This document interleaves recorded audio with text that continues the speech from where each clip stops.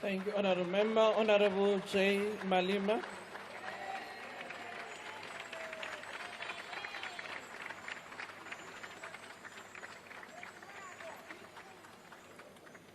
Thank you very much, Speaker.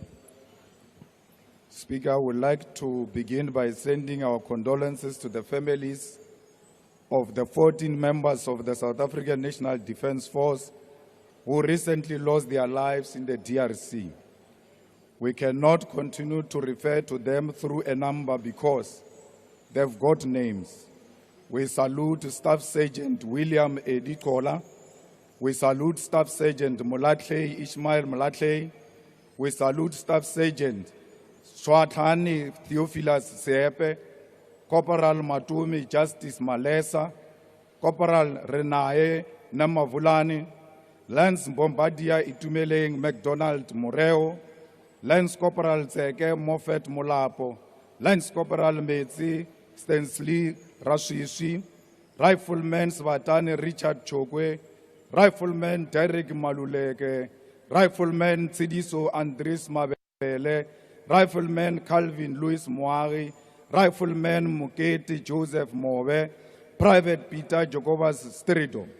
The reckless deployment of South African troops in the DRC under the South African Development Community SADC mission in the Democratic Republic of Congo, SAMI DRC, which began in December 2023, was presented to us as a peacekeeping effort. However, the truth is that our soldiers are not there to maintain peace. They are engaged in a direct combat, fighting against highly armed and strategically superior M23 rebels who are supported by the reckless president of Rwanda, Paul Kagame. Our government has deliberately misled the people. The reality is that our soldiers are fighting an enemy that has better weaponry, better resources, and better intelligence. While the rebels possess advanced military equipment, our soldiers are sent to battle without drones, without fighter jets, and without critical military assets. They are left vulnerable, fighting a war they cannot win, all because of the failures of this government. The recent M23 offensive on Goma has highlighted significant shortcomings in the South African National Defence Force deployment. Intelligence failures were evident as the SNDF lacked timely and accurate information to anticipate the M23 movements, leaving our forces unprepared for the assault.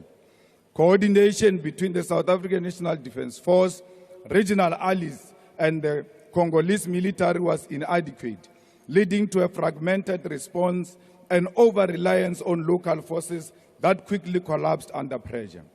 The SNDF response can also be criticized for its sluggishness, allowing M23 to seize strategic positions before effective action was taken.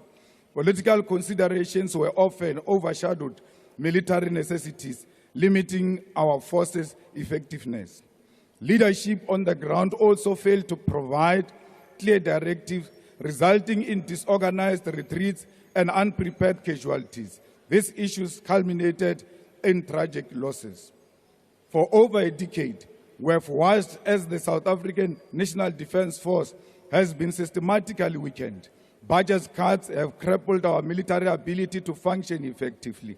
Aircrafts and helicopters that should provide air cover for our troops are grounded due to lack of maintenance. The government has neglected its duty to ensure that our soldiers are adequately prepared and equipped for combat. This is despite the fact that this deployment has cost our government 2.3 billion since it began. But it does not end there. The defense sector has been ravished by corruption. Officials at Denel have looted and mismanaged funds, selling South Africa's defense technology to foreign entities. This is nothing short of treason.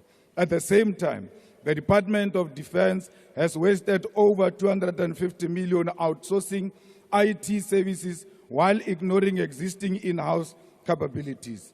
This is a blatant theft of state resources, and it is our soldiers who pay the price.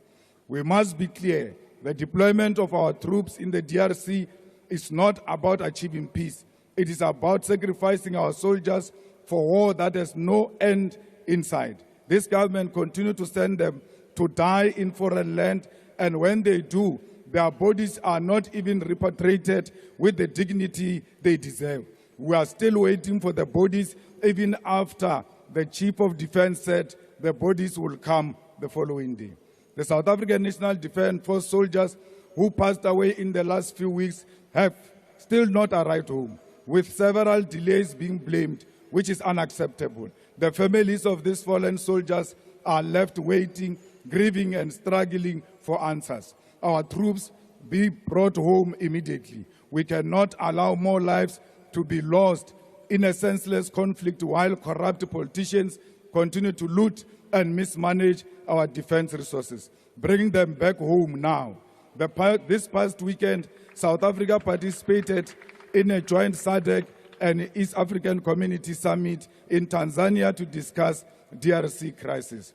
We agree that there must be ceasefire, and we agree that the chiefs of the military must come together to create a clear passage of the ceasefire. Re role now ba etapele ba ANC le rekisitse bana ba rena le re tsegisha ka madagere. Thank you.